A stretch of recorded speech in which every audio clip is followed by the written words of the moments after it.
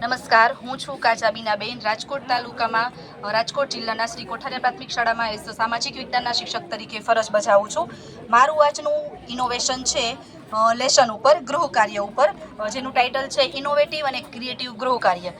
Generally આજકાલના બાળકોને lesson કરવું એ થોડું અરુચિભર્યું લાગે છે અને હોમવર્ક કરવામાં એમને કંટાળો આવતો હોય છે. અવારનવાર હોમવર્ક ન કરવાના પ્રશ્નો મારી સામે આવતા, ત્યારે મેં જઈને વિચાર કર્યો કે એવું શું કરીએ કે બાળકો દરરોજ હરખથી ખુશીથી લેસન કરીને આવે અને એમનું પ્રેઝન્ટેશન પણ ખૂબ જ સરસ હોય. આ માટે મેં આ ઇનોવેશન કર્યું છે. આ ઇનોવેશનમાં શું છે તો કે બાળકને જો મનગમતું લેસન આપવામાં આવે ને તો એને દરરોજ ખૂબ જ મજા આવે છે.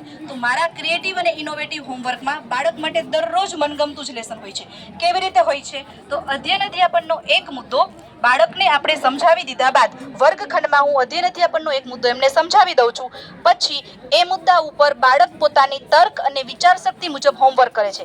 જેમ કે ધોરણ 7માં આપત્તિ વ્યવસ્થાપન પાઠ છે, એમાં મેં બાળકને વિવિધ આપત્તિઓ સમજાવી દીધા બાદ હોમવર્ક માટે મારો માત્ર ટોપિક જ રહેશે કે આપત્તિઓ વિશે હોમવર્ક કરવું, જેમાં બાળક ખાલી જગ્યા, ઉખાણા, જોડકા, પ્રશ્ન જવાબ, વિકલ્પ, આ રીતે સચિત્ર ચાર્ટ, જે રીતે બાળકને અનુકૂળ આવશે એ રીતે એ હોમવર્ક કરી આવશે.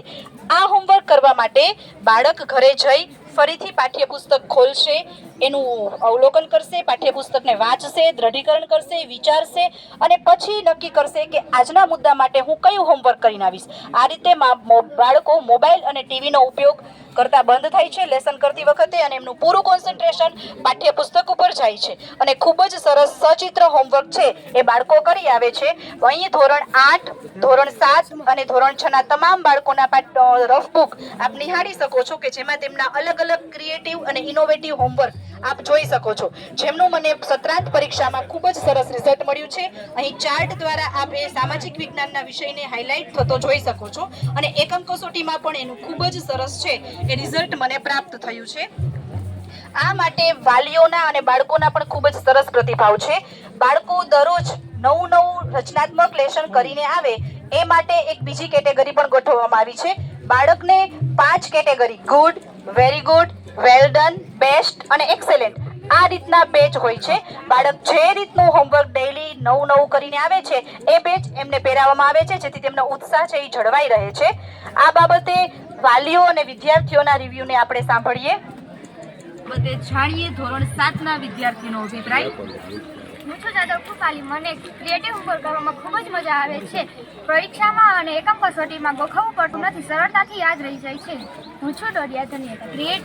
ક્રિએટિવ હોમવર્ક કરવામાં જો પાઠ્યપુસ્તકમાંથી 2-3 વાર વાંચવું પડે છે, જેથી મુદ્દા યાદ રહી જાય છે અને ગોખવું પડતું નથી. હું છું આરગડા તરણી. મને ક્રિએટિવ લેસન કરવામાં ખૂબ મજા આવે છે અને અક્ષરમાં સુધારો થાય છે. આ ઉપરાંત વાલીઓ પણ આ રીતની હોમવર્ક કરવાથી ખૂબ જ ખુશ થાય છે, કારણ કે બાળકોને હરખભેર નવા હોમવર્ક કરતા વાલીઓ પણ નિહાળે છે. હું જાદવ ચેતનાબેન, મારી દીકરી જાદવ કૃષ્ણા ધોરણ 7માં અભ્યાસ કરે છે. જ્યારથી તેના સામાજિક વિજ્ઞાનના શિક્ષક બીના ટીચરે ક્રિએટિવ હોમવર્ક આપવાનું ચાલુ કર્યું છે, ત્યારથી તે દરરોજ લેસન કરે છે. તેને લેસન કરતા સમયે આળસ કે કંટાળો આવતો નથી. ક્રિએટિવ હોમવર્ક કરવાથી તેની વિચારવાની શક્તિ વધે છે. ઇનોવેટિવ હોમવર્ક કરતી સમયે તે ટીવી કે ફોનનો ઉપયોગ કરતી નથી. આભાર.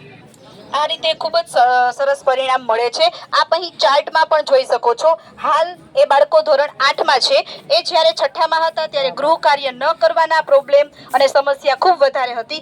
ડે બાય ડે એમાં સુધારો થતો થયો અને ધોરણ 7માં એ લોકોનું હોમવર્ક કરવાનું અને ધોરણ 8માં આપ આ ગ્રાફ જોઈ શકો છો. ક્રિએટિવ હોમવર્ક કરવાનો ગ્રાફ છે એ સૌથી ઊંચો છે. એ જ રીતે હાલ ધોરણ 7ના વિદ્યાર્થીનું પણ વર્ક ખૂબ જ સરસ છે અને ધોરણ 6ના વિદ્યાર્થીઓ ધીરે ધીરે એમાં ઇમ્પ્રુવમેન્ટ કરી રહ્યા છે. Thank you.